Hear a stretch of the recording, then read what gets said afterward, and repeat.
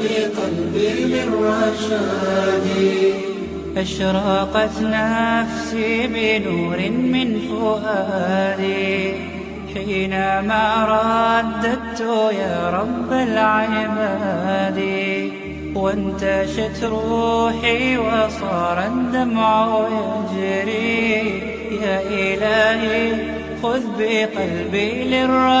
للرشاد أشرقت نفسي بنور من فؤادي حينما رددت يا رب العباد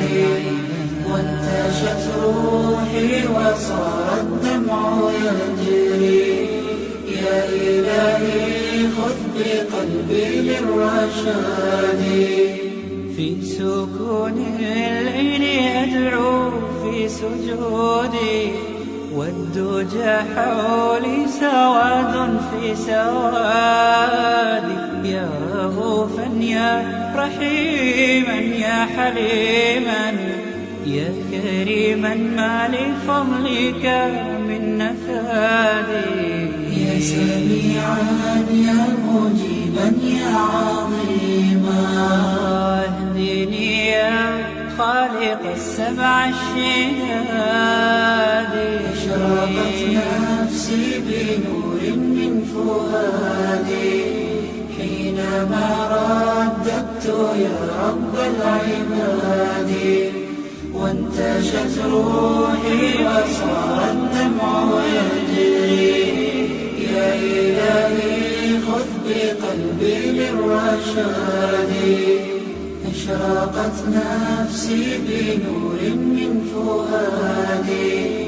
حينما رددت يا رب العباد وانتشت روحي وصار الدمع يجري يا إلهي خذ بقلبي للرشاد للهدى والحق وفقني إلهي فعلى توفيقك اليوم اعتمادي يا إله الكون يا عوني وغوثي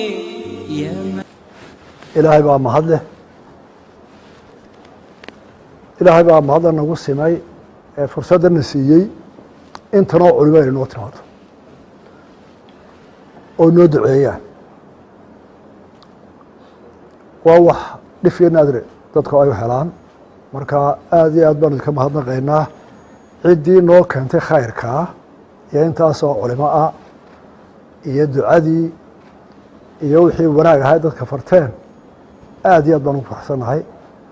ilaahay baan uga mahadnaqaynaa idin karsiiyey idinkana waa idinka mahadnaqaynaa intii ka hoshootayna waa uga mahadnaqaynaa waananu jecel lahay mar walba iyo goob walba intanoo culimo ah oo ummadda o dhan ka imanaysa oo khayrkaa iyo wanaagga if iyo aakhiraba nafaraya inayna xusuusiyaan annaga iyo ummaddayo waa hiil waa garabgal aanu aad iyo aad soo dhaweynino dadka ka shaqeeya diinta iyo wanaagga soo dhaweyntaa kadib hadal badan malaha maanta halkan kama fura oo waxaa la idhaahdaa dee ninkaa dheera wax lama tuuso ninkaa aqoon badanna wax looma sheego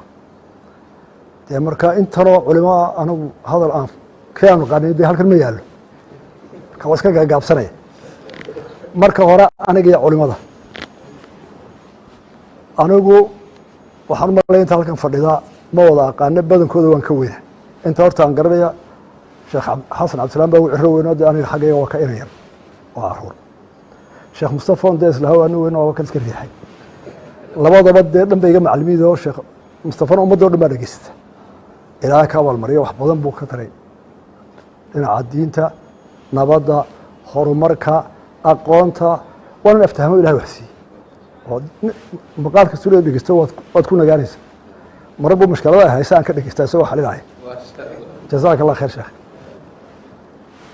xasanna dee waa raggii soo bilaabay diinta sideetmeedii soo iyagoo caruura dad badan soo tababaray anigayna aan wax badan ama buwaagu ii keeno i baray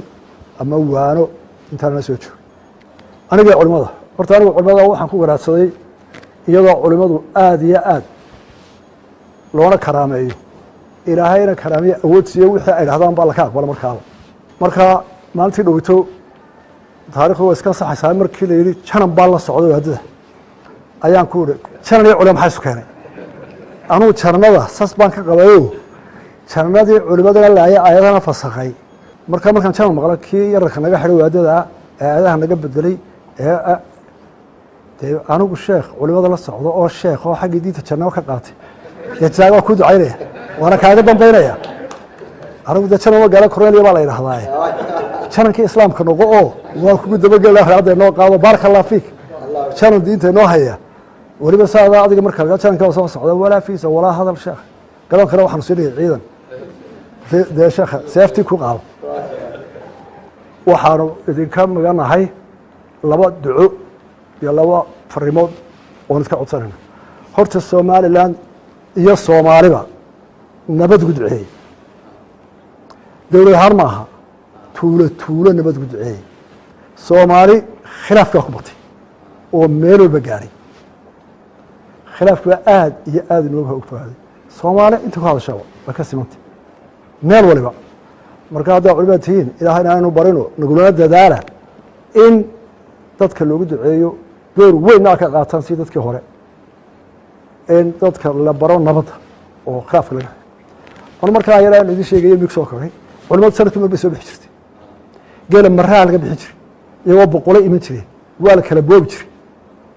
tawdaa la shido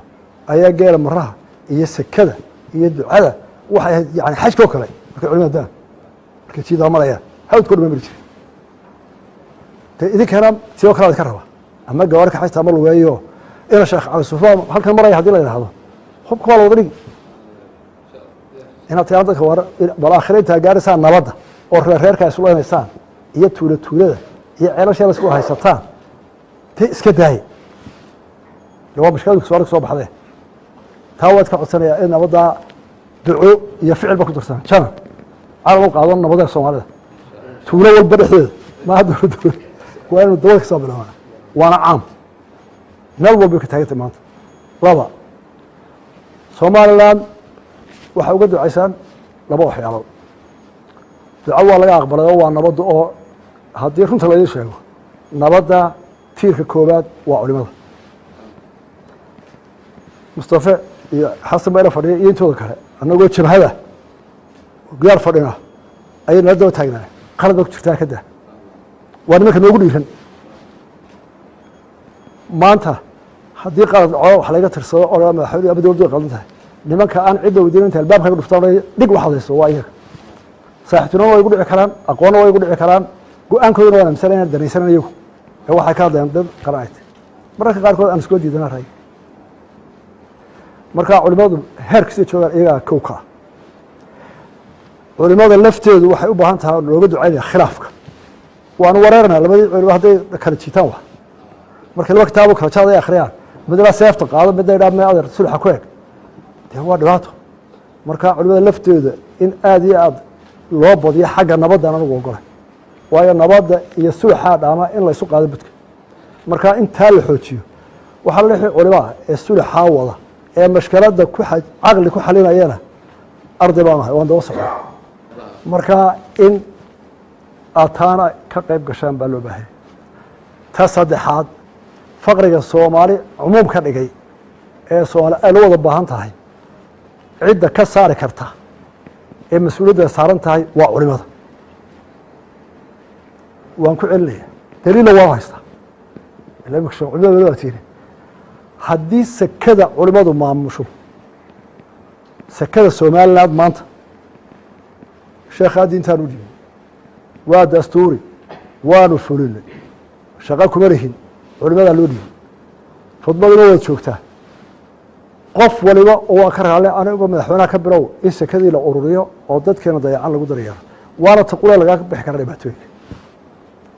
gacan bini aadmi oo kilisa laga soo ururiyo waxba naafici maaya soomaali anfici waaya soddon sano wadi weli meel ay khayr ka keenaan lama arag horena in badan baanu idhahda markaa taana waxaan ka codsanayaa maanta isu dhantihiine magaalo walba sekadeedu ku filan tahay iyo deegaan walba sekadii hala ururiyo oo sidii islaamku sheegaha loo qaybiyo oo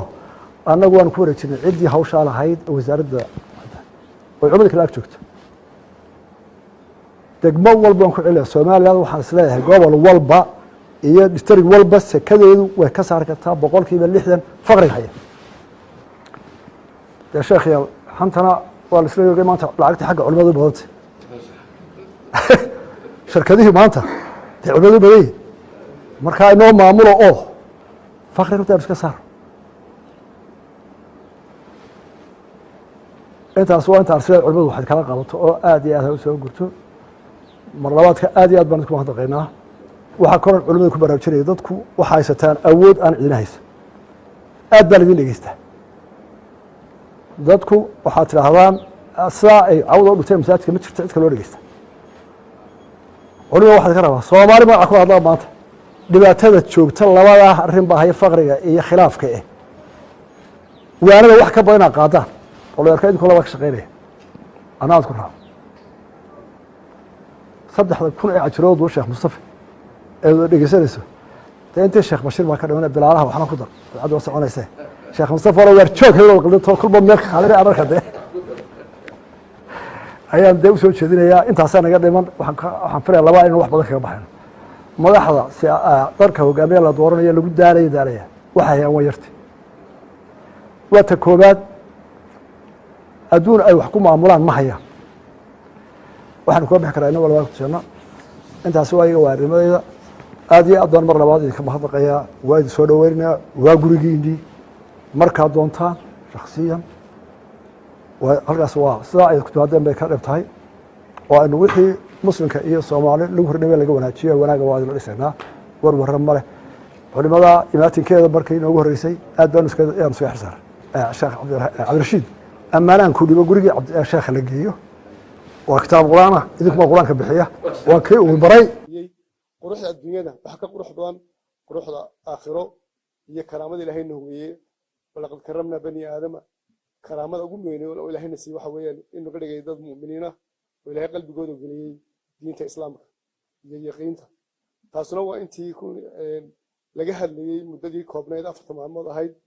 من المدحوين هذيكو أنت أنا قارت شمي عود صدان المانتا مؤتمر دي اللي قبل شري يوروب يكون بلعبين سوماليلاند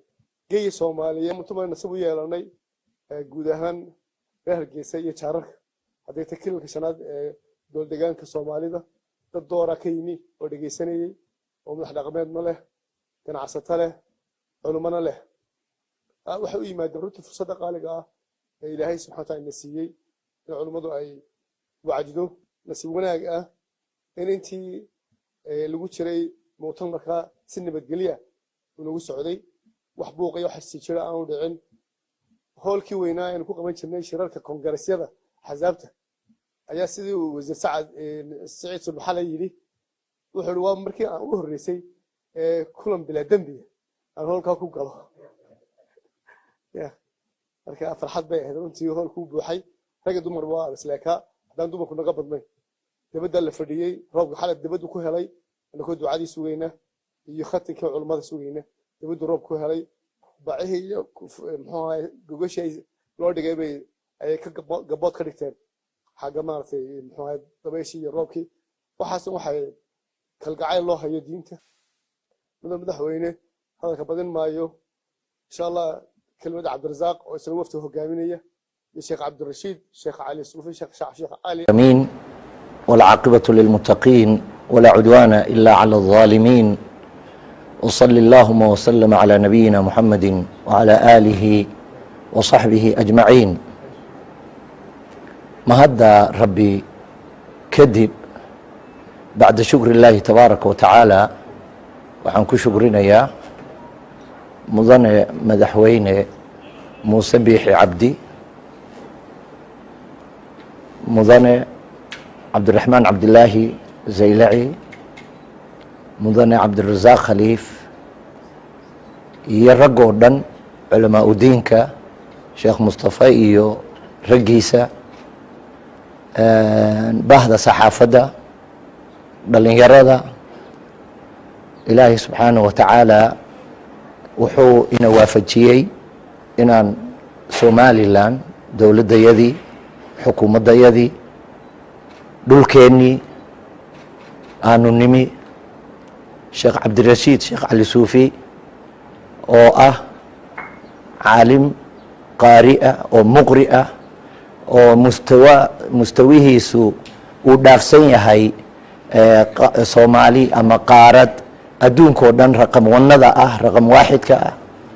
oo sheekh ibna sheekh ah marka waxaa sharaf weyn inoo ah mudane madaxweyne muuse biixi cabdi inuu nagu soo dhoweeyey somalilan waxaan bacda shukri اllaahi tabaaraka wa tacaala shukri ballaaran u gudbinaynaa madaxweynaha xukuumatan wa shacban intaanu joognay waxaanu daraynay inaanu joogno dhulkayagii dowladdayadii dadkeennii da-yar iyo da-weyn dumar iyo duqey dhammaantood qulubtay noo fureen halkaanu tagna waddadaaba mari waaye anigu cashooyinkan oo dhan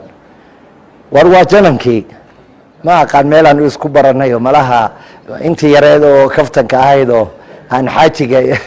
hawada u soo mariyey waxay ugu dareed markaa soo galay madaxtooyada corneel baaba salaanta taagay oo war waa janankii marka dee taana meel ha ii taal mudane madaxweyne si ballaaran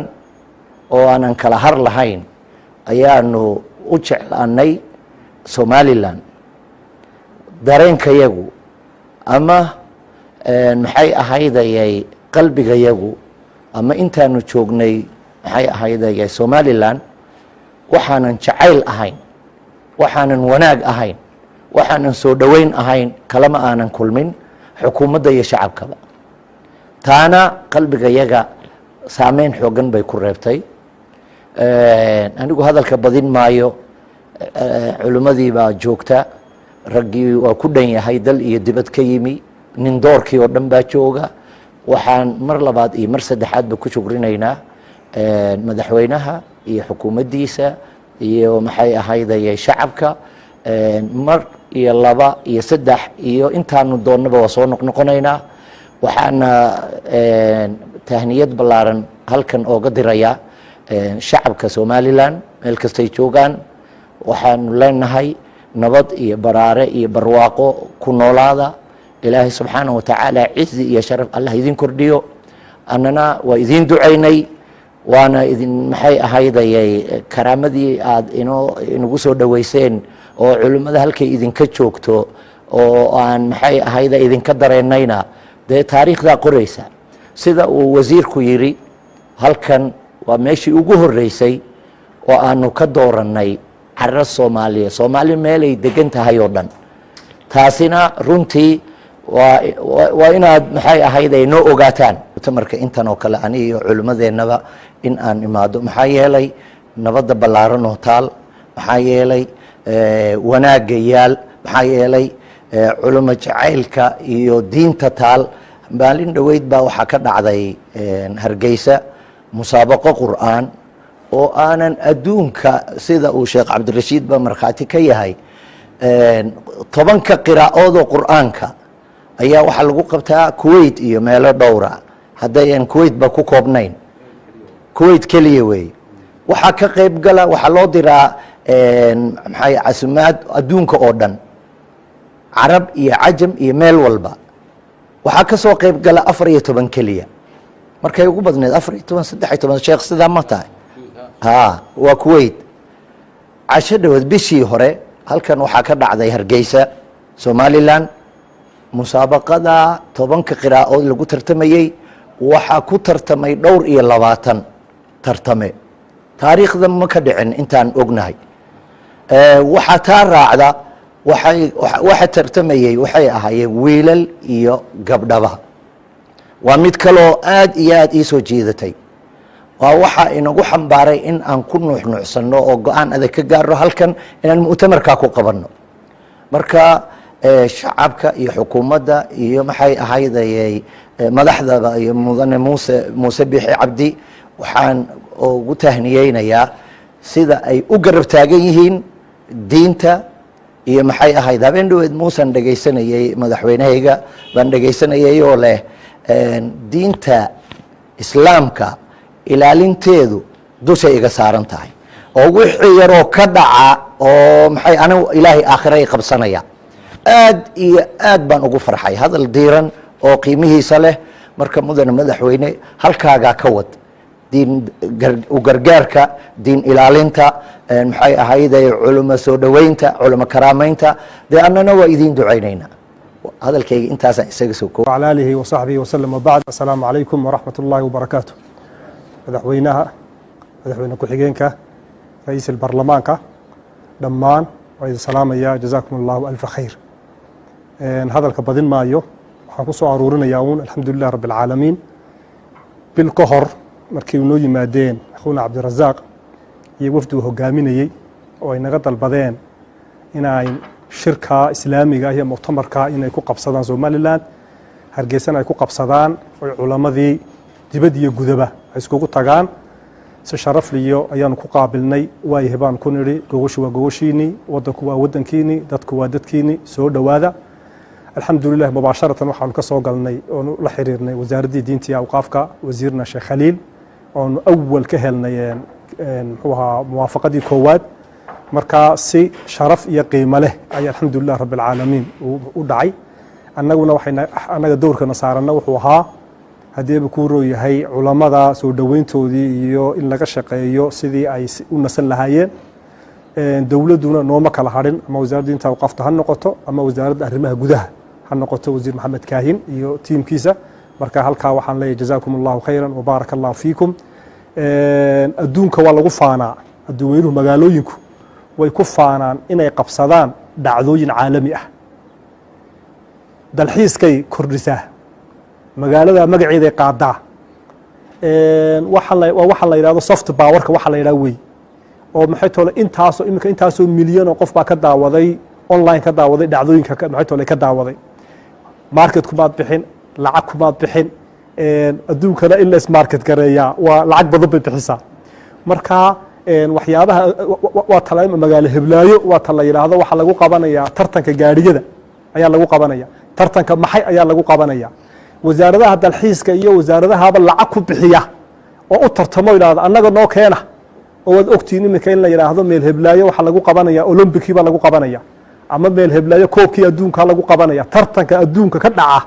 weynaga og maxaa la raadinaya waxaa la raadinaya magaca in la raadiyo marka alxamdu lilahi rabbi alcaalamiin hargeysa caasimadda somaliland bifadli illaahi wa karami taxta ri'aasat muuse biixi iyo dowladdiisa inay noqoto meel lagu soo hanto oo qur-aankiina lagu tartamo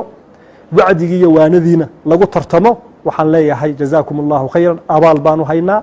jazaakum allahu khayran wabaaraka allahu fiikum sida ay dowladdu noo soo dhoweysay xaqiiqatan abaalkaa maxay waan haya waxaan kaga baxayaa culamadii dibadda iyo gudahaba ka soo qayb galay jazaakum allahu khayran sacaadat alrayiis intii dibadda kala socotay online-ka marka laga reebo kumaakum ayaa isugu yimid maxay tolay oo life maxay tole u yimid muxaadarada bilaabmasa 4 iyo barka la furayo dadku kowda duhurnimo ayay sii fadhiisan jireen dumar yar markaas intay qaacadu buuxsanto ayaa hoteelkii weynaada ogeeday Mansour ayaanu bac intaanu gogolnay ayaa ilaa garo meeshii lagu ciyaar jiray kubadda garoonkii ku yaallay hotel Mansour ayaa la sii goglay geedadkii oo dhan bay dumarku ay gogladeen oo kuraasi iyo gogol maxay tole la dhigay maxay markhaati u tahay arrinkaasi markhaati wuxuu u yahay shacabkaagu sacaadat ra'iis inay u ooman yihiin oo u baahan yihiin oo soo dhaweynayaan kitaab Allahi wa sunnata rasuuli sallallahu alayhi wasallam in loo sheego oo loogu celceliyo oo la fahansiiyo khatarta xaq jirnimada khatarta ay leedahay fahamka qalloocan ee diinta laga qaataana waxa kaliya ee sacaadat ra'iis awdi kara ee yaran kara waa cilmiga saxiixa ee sharciga oo la faafiyo iyo dad culimadu adduunku ay ku kalsoon yihiin culimadii dadkan diintooda u hayay ee culimadu kalsoonida u haysay iyo dadkii la istuso oo u yimaadaan halkaas waa halka koowaad ee aynu ku yarayn karno wax allaala wixii khatar ku ah diin qalloocan oo ina soo gasha marka inaynu sidaa aad u soo dhaweyseen sidaa u gacan qabataan inaynu tan iyo kuwa ka duwanba inaynu maxay tole samayno jazaakum allahu khayran wabaaraka allahu fiikum wasala allahu calaa sayidina muxamed وعلى آله وصحبه وسلم السلام عليكم ورحمة الله بسم الله الرحمن الرحيم اللهم صل على محمد السلام عليكم ورحمة الله وبركاته إلهي waxaan ka baryaa marka ugu horeysa inuu kulanka iyo jamaca inoo barakeeyo kulan uu aqbalay oo alle agtii maqbuula alla inuu inooga dhigo maxaa yeelay kulamada dadku isugu yimaadaan 3 kulan iyo 3 gola ugu wanaagsan golayaasha in khayr la isu farayo iyo in sadaqa la isku boorinayo iyo in cid lagu heshiisiinayo marka waa kulan ka mid ah 3da ilaahay kulamada uu ogol yahay intaasi waa iga muqadimo madaxweyne muuse waa uga mahad celinaynaa kulanka iyo xukuumaddiisa madaxweyne ku-xigeenka gudoomiyaha baarlamaanka madaxda kale fadhida wasiir al-awqaaf dhammaan kulankan gabagabadii nadwada kadib culimada qasriga madaxtooyada saakay madaxweyne ugu qaabilay jazaaka allah khayr wakaan mahad celinayna waxaan ilaahay ka baryaa mid midha dhala oo inta cumrigeena iyo kadibba loo aayo inuu noqdo kulankan midhaha ka soo baxa runtii khayr badan baa meeshan ka dhacay waqti badan baa la geliyey hanti badan baa gashay wuxuuna la qabanaya insaanku qabanayo wuxuu wax ku ool ku yahay marka ay niyadu daacad tahay oo dar ilaahay tahay wixii kale laakiin waa habaan manfuura daal iyo tacab baa laga qaada marka ilaahay waxaan ka baryaynaa dadaalkii badnaa ee la bixiyey xukuumad iyo shacab iyo culimo inuu ilaahay inoo ka dhigo mid niyad wanaagsan ahaa oo ikhlaas ahaa oo rabbigay aqbalay taasaan ilaahay ka baryaynaa subxaanahu watacaala intaa bacdigeed madaxweyne markii xukunka iyo intaan la gaadhin madaxweyne maadan ahayn oo shakhsi baad ahayd kadibna madaxweyneaad noqotay kadibna adduunka waa ka tegeysaa adoo aan madaxweyne ahayn madaxda kalena waa la mid xukunka iyo kursiga ummadda u sarreeya aad fadhido mas-uuliyaddiisana waa wataa imtixaankiisa ilaahay kugu asturo adiga iyo madaxdaada xilka aad haysaan allah idinku asturo waa naas la nuugayo caano badan marka afka lagu hayo marka ay gudhana wax ka khatarsan ma jirto xilkuna waa adag yahay arrinkiisu iyo mas-uuliyaddiisu ilaahay xilka aad haysaan wasiire iyo madaxweyne ku-xigeenna iyo madaxweyne allah idinku asturo oo idinku ducaynayna mid alla agtii janno ku heshaan oo alla ku asturantaan agtiisa oo khayr ka heshaan ba allah idinka dhigo wakti kulul wakti adag aakhir zaman ah dadkiisu adag yahay imtixaankiisu badan yahay baa noloshu iyo xilku ku soo beegmay oo gebagaba ah waktina waktigu ka dambeeya waa kasii adag yahay wuxuu u baahan yahay soo jeed badan wuxuu u baahan yahay ilaalin badan waxay u baahan tahay waajib badan oo la guto waxay u baahan tahay dulqaad badan intaas oo dhan bay u baahan tahay social mediahuna waa dheeriyo imtixaan ah waagii hore bahalkaasi ma jirinba laakiin iminka wax madaxweyne kasta oo xakamayn karaa dee ma jiro ayadaa isagoo fadhiyo qofku wuxuu raba sheegaya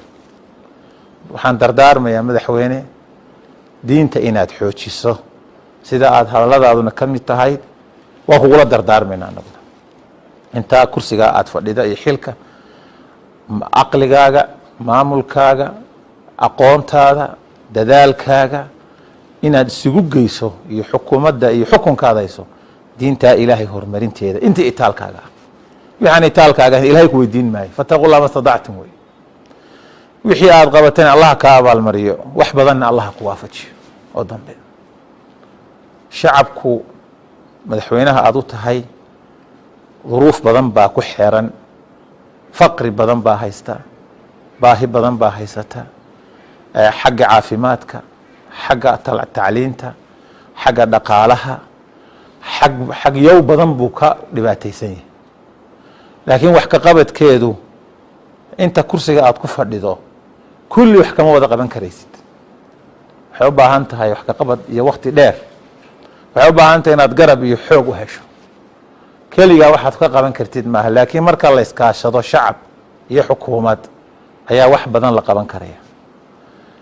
dadka la tashigiisa qaybaha kala duwan bulshada inaad aada ugu dadaashid ganacsatada culimada waxgaradka dumarka ragga dhalinyarada la tashiga bulshada iyo dhegeysigooda ciidamada iyo qaybaha kala duwan shacabkuna waxaan ugu baaqayaa wax alle wixii wanaaga waajib bay ku tahay in isku kaa garab taagaan oo kaala shaqeeyaan maadaama iyagu ku doorteen oo xilka kuu dhiibeen waajib bay ku tahay inay ku caasiyaanna dembi bay ku tahay iyagana waxaan leeyahay wax alla wixii wanaagsan samcan wa taacan waa inay kugu garab galaan adigana allaha kuu fududeya subxaana wa tacaala dadkaas baahan dad baan qadayn oon quraacan oo cashada say ku helaan ay adagta kuwaa buka aqalada jiifa cusbitaallada jiifa miyiga jiifa waxay dhakhtar ku aagaan aan haysan dadkaas oo dhani xilkooda waa ku saaray su-aasheeda waxaa lagaa weydiinaya aakhiro ilahay hortii subxaana wa tacaala waa waxaan u leeyahay ilahay ha kugu asturay xilka iyo mas-uuliyadda laakiin dadaalka aad samaysid iyo xilka aad dadaashid wax weyn bay ka noqon kartaa berito iyo hawsha caynkaas ah hawshaas aad baan u dardaarmaya shacabku iyo waktiga la joogo waktiguna waa adeeg yahay samirkan kuu dardaarmaya iyo dulqaadka waa lagu maagayaa waa lagu caayayaa qaar baa kugu soo farabaxsanaya burka la soo cararaya deer markay ku arkaan dulqaadka iyo maxaan ku idhaahdaa iyo wixii la mid ah waa kuusii dardaarmaya insha allahu tacaala waxa weeyaan odaynimada iyo waayo aragnimadu dee kula socotaa wax weyn ah aad shacabka fahamsanti taana waa dardaarmi lahaa madaxweyne waa iga dardaaran saa mar dambe isu arki doono ilaahay baa garanaya oo madaxweyneyaasha sida loogu soo galaaba adag annagu albaabadan guryahan joogna waa masaajidda waa iska furan yihiin laakiin saa ku aragto waa adagta kelmaddaa dardaaran iyo dar ilaahay bay iga tahay markaan saa kuula dardaarmayo ilaahayna waxaan ka baryaya kulamo kaloo wanaagsan in isugu kaayo keeno xilkaa aad haysa adiga iyo raggaa kalena ilaahay inuu idinku asturo horumar adduuniya aakhirana ilaahay idinka siiban alla ku dardaarmaya sal allah wasalam cala nabiyina maxamed waa mahadsantihin wixii aan khaldayna raalli ahaada wixii aan asiibana alla hagiibay subxaana wa tacaala madaxweyne dhammaan wasiirada iyo madaxda waa salaaman tihiin waxaan salaan idinkaga siigaa markaz tawfiiq alislaami ee degan norway runtii ah masjidka ugu weyn ay muslimiintu halkaa ku leeyihiin soomaalida ku leeyihiin waxaan aad ugu faraxsanahay soo dhoweyntii albaabadii laynoo furay iyo khayrkii halkan ka dhacay oo run ahaantii iyadoo markii ugu horreysay ay tahay hargeysa aan imaado haddana runtii waxaan halkaa kala baxay in ay tahay meel runtii uu qofku aad u jeclaado inuu ku soo laalaabtan runtii u jeclaado waan ku faraxsanahay albaabadaa furan iyo khayrkaa markaa laynoo saamaxay ilahay subxana wa tacala idinka abaalmariyo mas-uuliyaddaad haysaanna ilahay subxana wa tacala garabkiin ha galo وجزاكم الله خيرا. بسم الله الحمد لله والصلاة والسلام على رسول الله. بروتوكولka kole kuma fiicniyo anugu kuma bandi laakiin waxaan leeyahay madaxduna waa salaaman tahay dadweynahana waa salaamaya intaa waxa loo dhaafaa waxa weeyaan waa uun inaanu idin mahadnaqno waddanka nabadgelyadiisa iyo brograamkaasi aanu wadnay sidii fududayda noogu hirgalay dowladduna caraaqil lagu keenin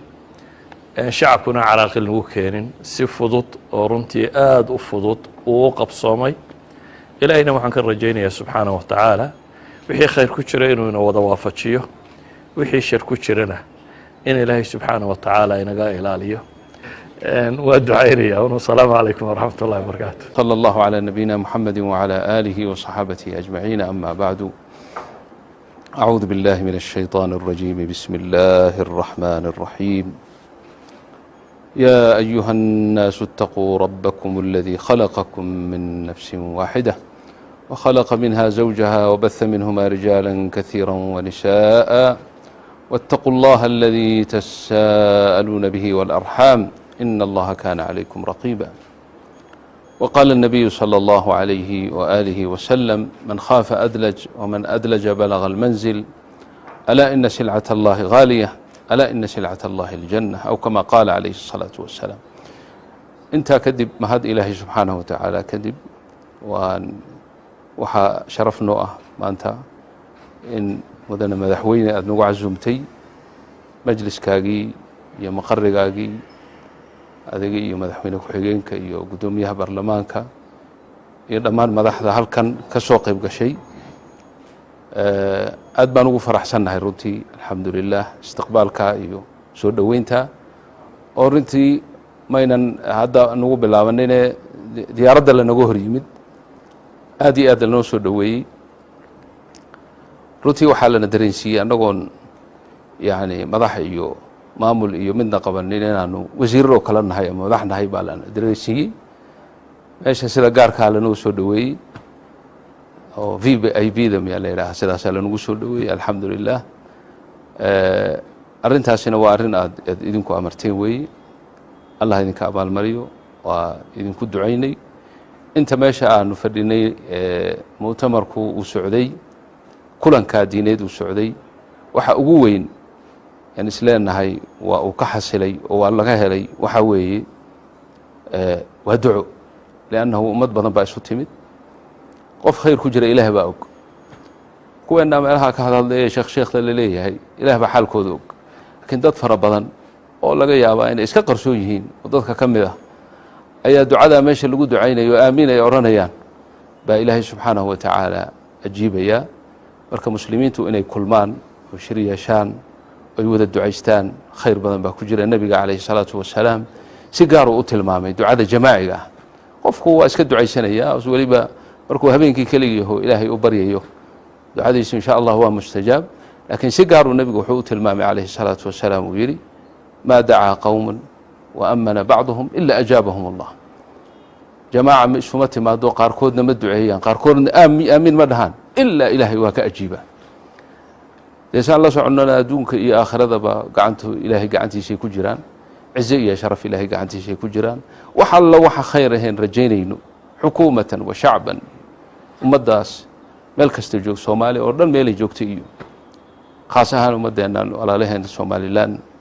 xukuumaddooda iyo shacbigooda iyo waxaa la rajaynaya khayr ahayn la sheegayo walaalkeen uu ka dhawaajiyey dad badan oo faqri iyo masaakiin iyo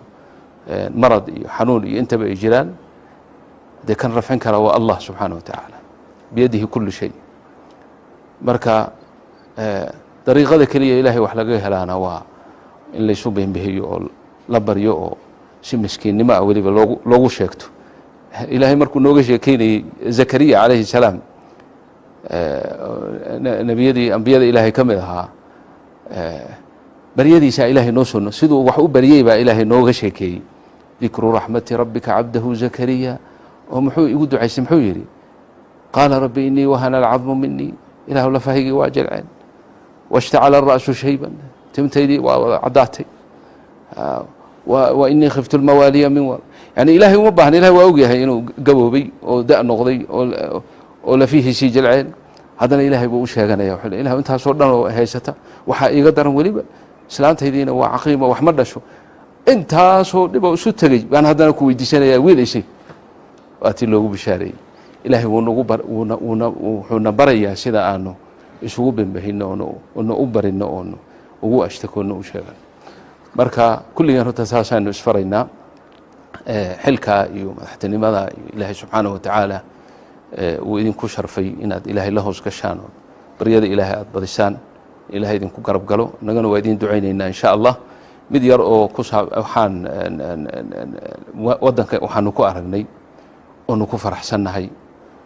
oonu aad iyo aad ilaahay uga mahadinaynaa nabadgelyo